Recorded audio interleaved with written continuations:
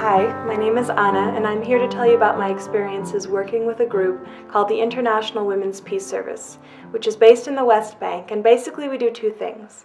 First of all, we're there to document human rights abuses in the region, and second of all, we're there to support nonviolent resistance to the occupation.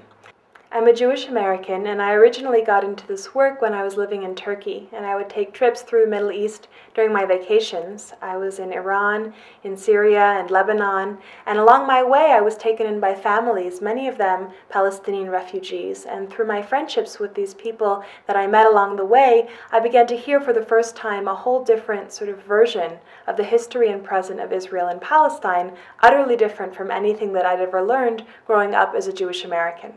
And I was very disturbed, alarmed by what I heard. I didn't believe it. I thought it was all propaganda. But it sort of planted a seed, and I began to do some of my own research and eventually decided to go to Palestine to see with my own eyes what was happening. And that's when I took my first trip to Palestine. And people are always asking me, Anna, why are Palestinians always resisting with bombs?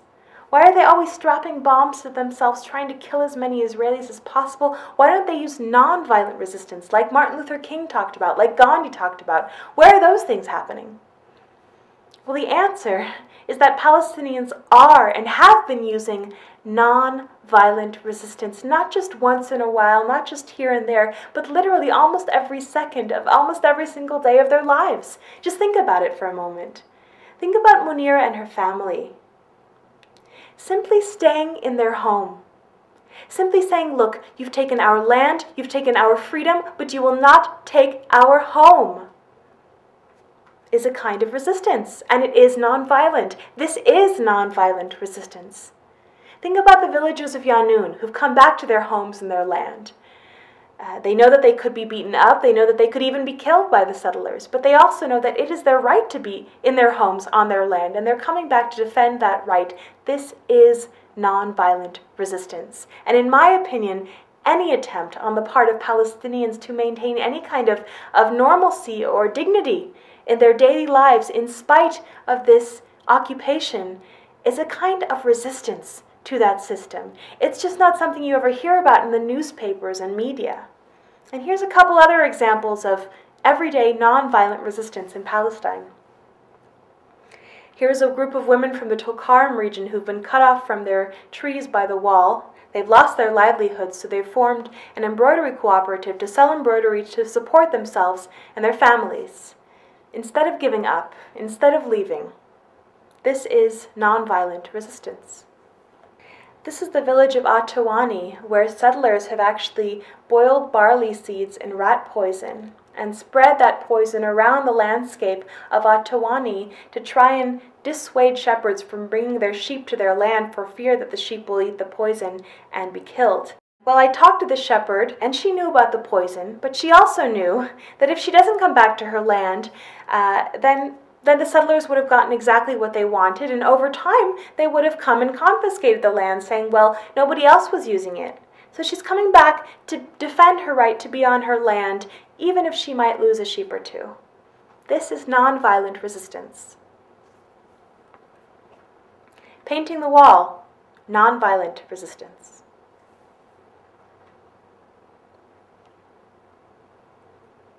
Climbing the wall is nonviolent resistance.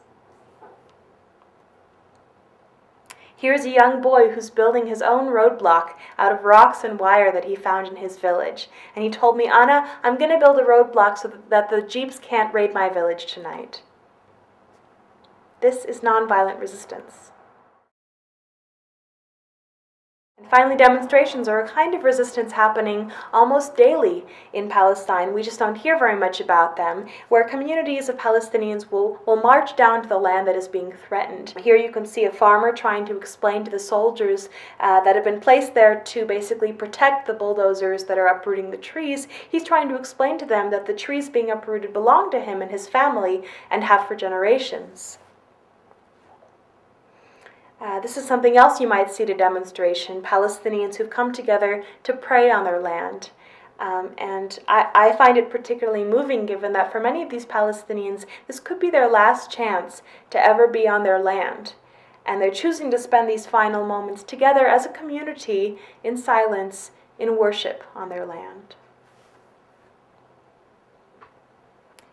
Now, although most of these demonstrations are primarily peaceful, they are often met with a great deal of violence from the soldiers who throw tear gas or sound bombs.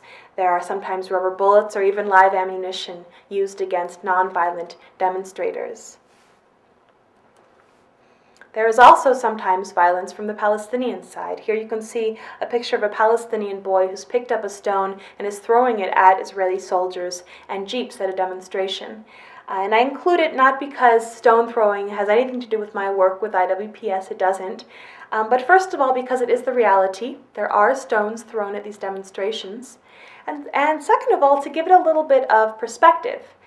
So the stone throwing that you see here is used as the justification for the mass imprisonment of young Palestinian men who are put in jail for throwing these stones. And well, I would agree that a stone is definitely a weapon, right? You know, you can kill somebody with a stone, no question about it, but we don't get much sort of context in which these stones are actually thrown.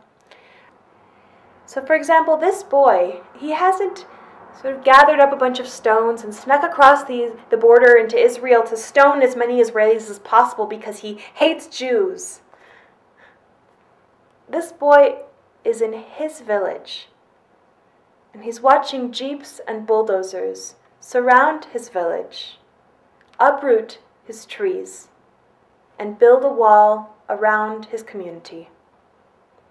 And he's picking up a stone and throwing it at those jeeps, at those bulldozers.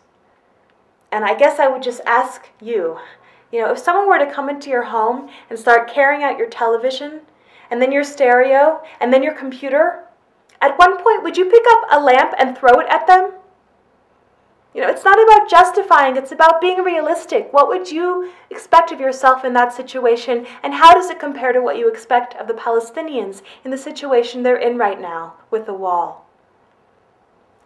Like I said, many of these kids end up in jail. Here are 5 kids from the village of Marda, near where I lived, and a jeep was raiding their village one night, and they threw stones at the jeep. No soldiers were hurt. In fact, very few soldiers have actually been hurt by these stones because they're usually thrown from very far away for fear of being arrested. And in fact, these 5 kids were picked up for stone throwing and put into jail for 6 months.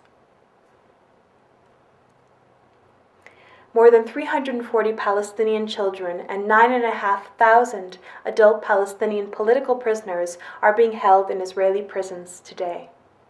More than 10% of these are what are called administrative detainees, which means that they can be held without charge indefinitely.